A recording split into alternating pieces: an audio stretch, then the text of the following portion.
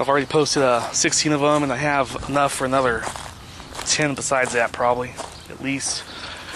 But, you know, they don't need to be in order. No reason they need to be in order. There's a reflection and speculation I mentioned a few times. Supposed to be graduating. Found out I have enough units a couple days ago. And a little reflection and talk about survival mode and how you have to time the so-called belt buckle.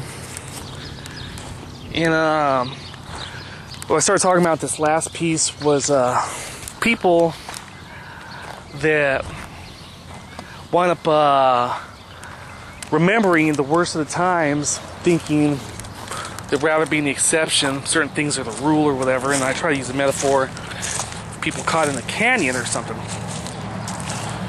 The day I graduated from high school, I had no reason to believe there'd be any serious depressions or recessions economically in our country.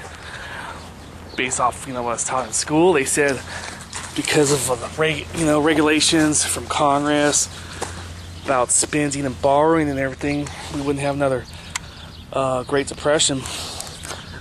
But the night he saw the grunge era come, and saw a lot of foreclosures, and this decade's had its share of bank failings and struggles with the car corporations and the home lenders and every which thing. And those are circumstances. I made it through college in spite of it,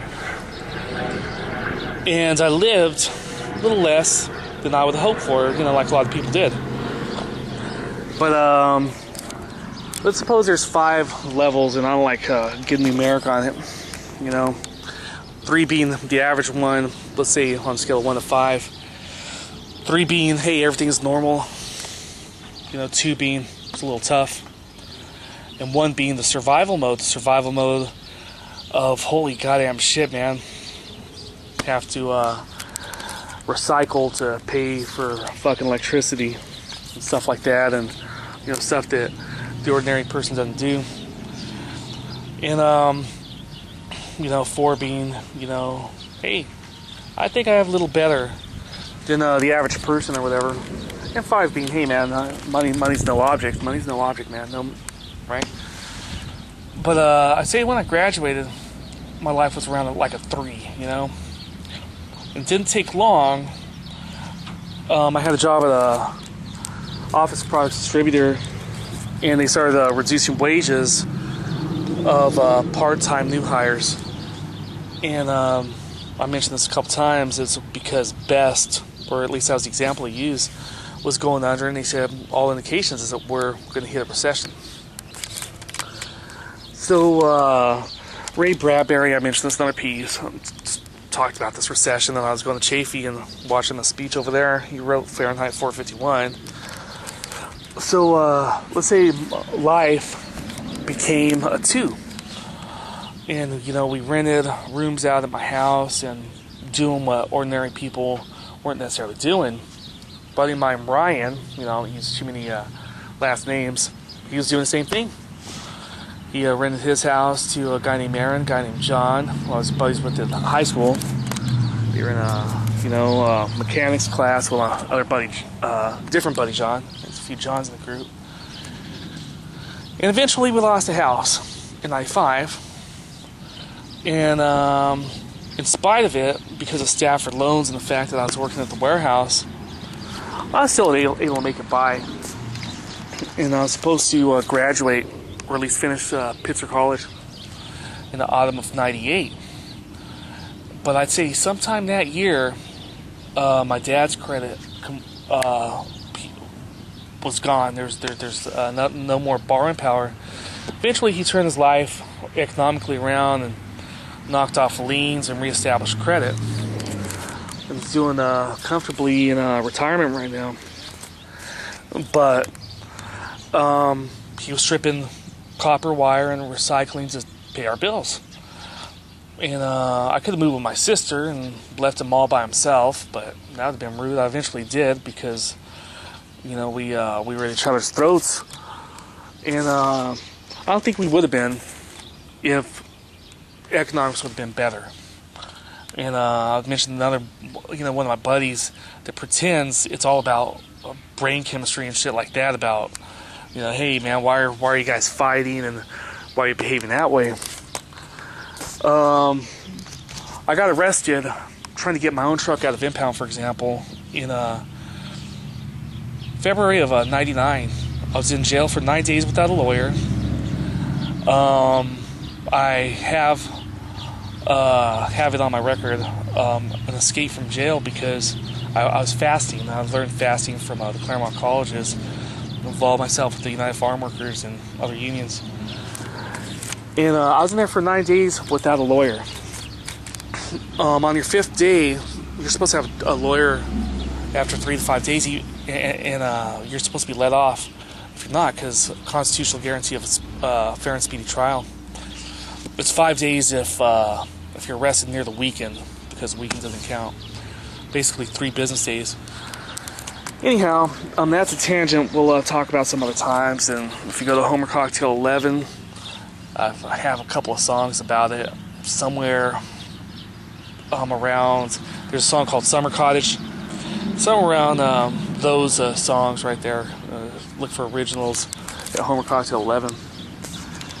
But if I had money, I'm talking about if I still had credit at that time, which my credit petered out, I would have taken the high road, come back another day, and spend another $30. It's $30 a day.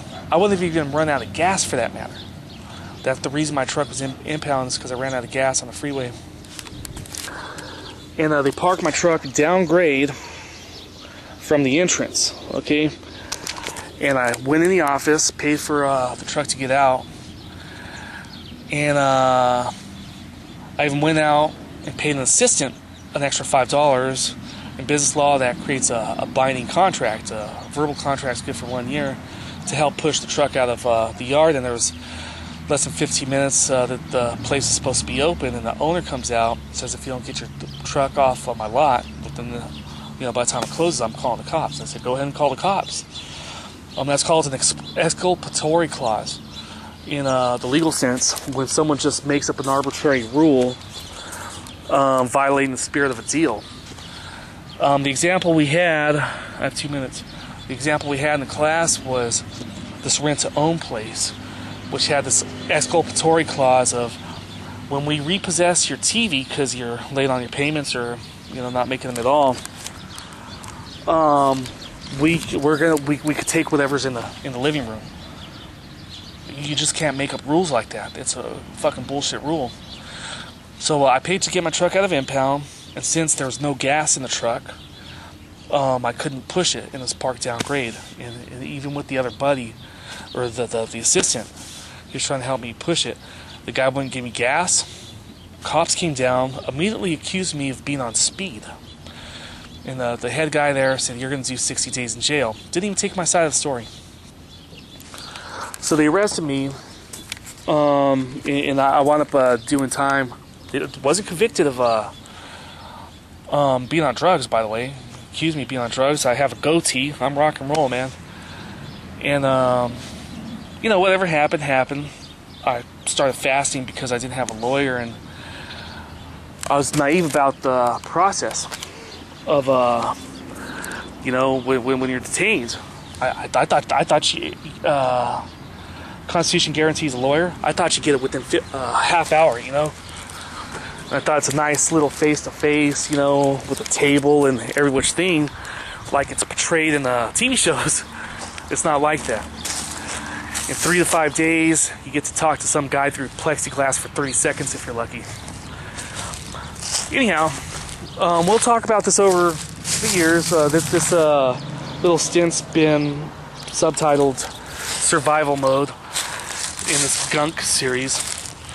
And we'll get shit off my chest. And thank you for listening, though. Thank you for listening. It's, hopefully there's some lessons here, so you don't repeat shit that I've gone through, right?